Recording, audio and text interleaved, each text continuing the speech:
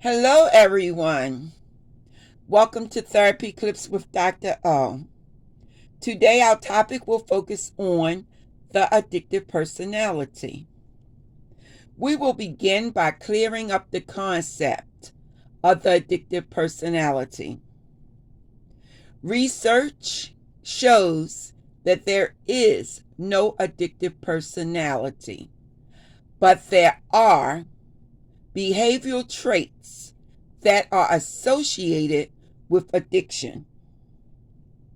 So, because there's no addiction personality, we can throw away that concept. We can refocus our attention on the traits that are associated with addiction. These traits are impulsivity, insecurity, irritability, mood swings, not conforming to social norms or the rules of society, poor coping skills, poor self-esteem, selfishness, social isolation or withdrawal, thrill-seeking or sensation-seeking. These are the traits.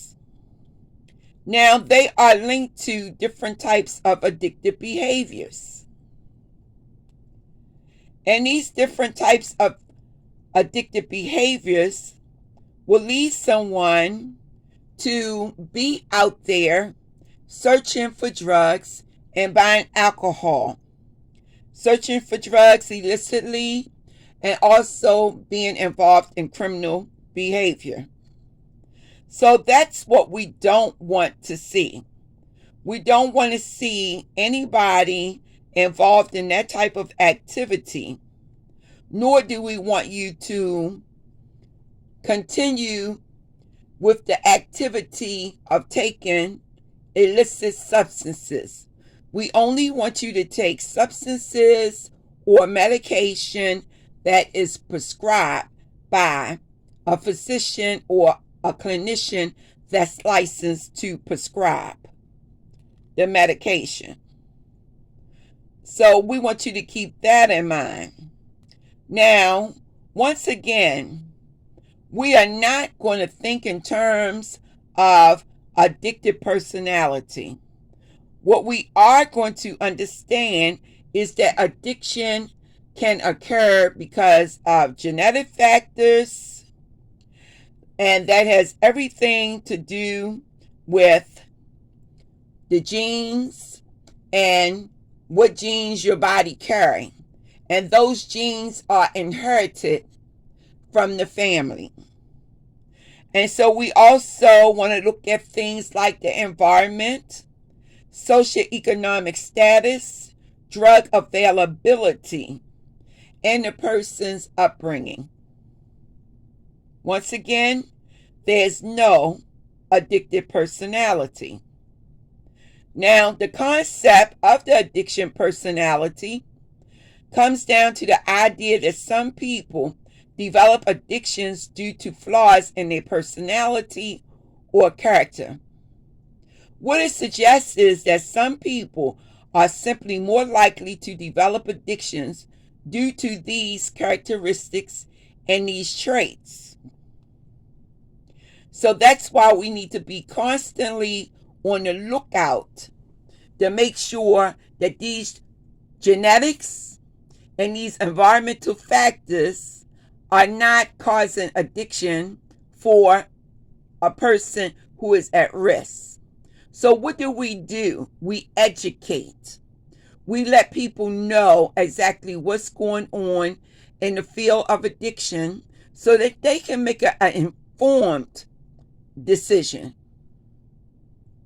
An informed decision means you have a knowledge base and you're making your decision on whether to use or not. In therapy, counseling, we do not want you to use anything, once again, other than prescribed medication.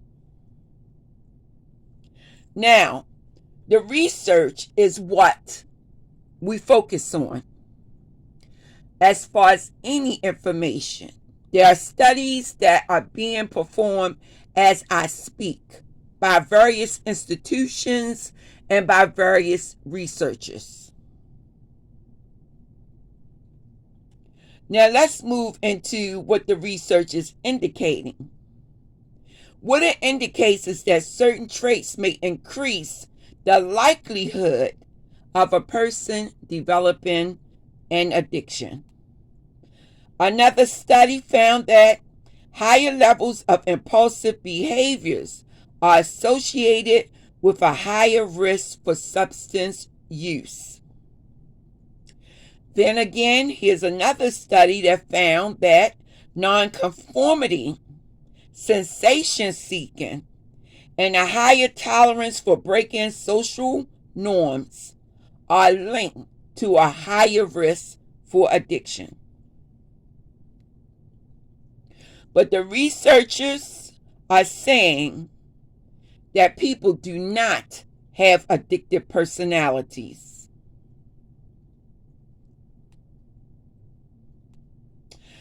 What is also being said is that addiction behaviors are influenced by environmental factors, emotional states, and situational stress.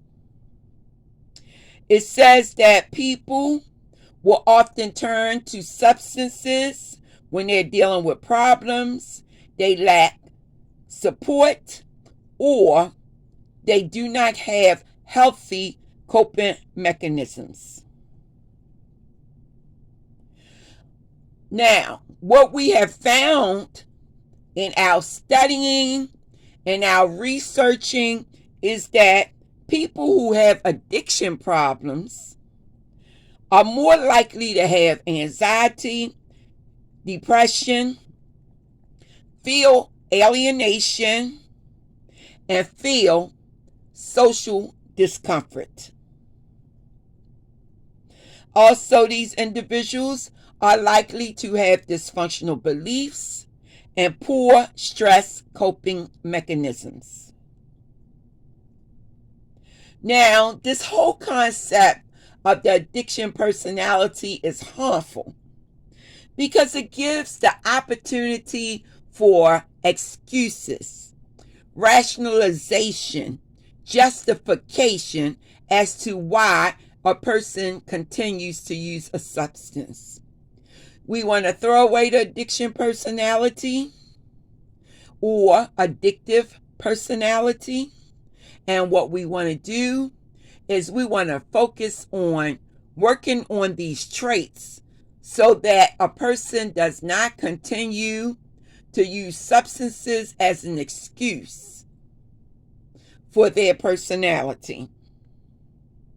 When people use the addictive personality, they are putting themselves at more harm. They underestimate their risks for addiction. They also give in to the negative stereotypes.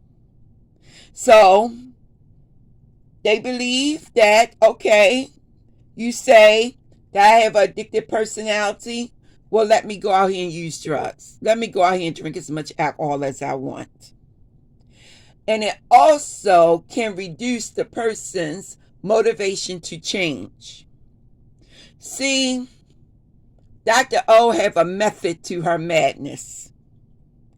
And the method is to keep you motivated. So we begin our mental health days with motivational speeches. That's to hype you up. That's to make your spirit lifted.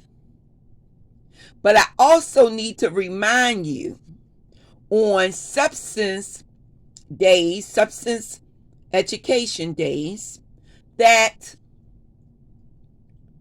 people are in recovery. They are attending their meetings. They are serious about their health. They are serious about changing their lifestyle. And because of that, you hear the recovery stories. That's to let you know that the problem exists and you need to work on it each and every day. There's a method to my madness.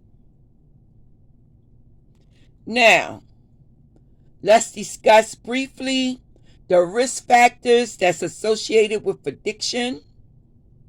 And these risk factors are genetic and family history, meaning that addiction runs in the family.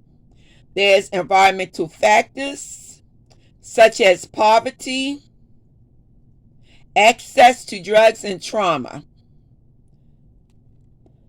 And finally, there are mental health conditions such as depression, bipolar disorder, PTSD, that can increase the risk of addiction. Once again, there are factors that can increase the risk of addiction. This includes also parental substance use. We talked about impulsivity. That means acting out on impulse. That means the idea hits your mind and you jump on it and you run for it. Like, oh, I want cocaine. Oh, I want fentanyl. Oh, I want heroin. Let me run out and let me get it. Without thinking about the negative consequences that's associated with it. Because there will be negative consequences eventually. Okay? Also, you want to look at things like social isolation, spending too much time alone, or spending too much time with the wrong people. Repeating that because it was a little tongue-tied. Spending too much time alone. Spending too much time with the wrong type of peers who are actively engaging in substance use. Okay. And we just talked about everything that I need to talk to you about. And I will end this presentation with, you are capable of amazing things. You are capable of amazing things, but first you have to believe it. You need to begin to love the life you live. And I do mean love it in a way that you say, I am too good. I am worth not being engaged in drug use activities or abusing alcoholic beverages. I want you to understand that your past, the way you lived before, doesn't have to be your present circumstance, nor does it have to be your future. You can change at any time you really want to change. You do not have to make excuses for yourself. You do not have to use substances. Remember, there is only one you. You only get one chance at life. You can continue to go down the path of drug use and abusing alcoholic beverages, and you won't be here long. That's the truth. And no matter how you feel about going through treatment, and no matter how you feel about your progress in treatment, understand that pressure creates diamonds. Without any pressure, there would be no diamonds. You are a diamond to yourself, to your family, and to me. Yes, I will talk to you about your active drug use. Yes, I will submit to your analysis so I can see exactly what you're doing. Yes, I will talk to you about it. I care. And without pressure, there will be no diamonds. Without pressure, there will be no diamonds. Without pressure, there will be no diamonds. I want diamonds. I love diamonds. Oh, I love the sparkling of diamonds. Yes, I do. And guess what? I love to see you sparkle. With that being said, have a blessed evening, everybody.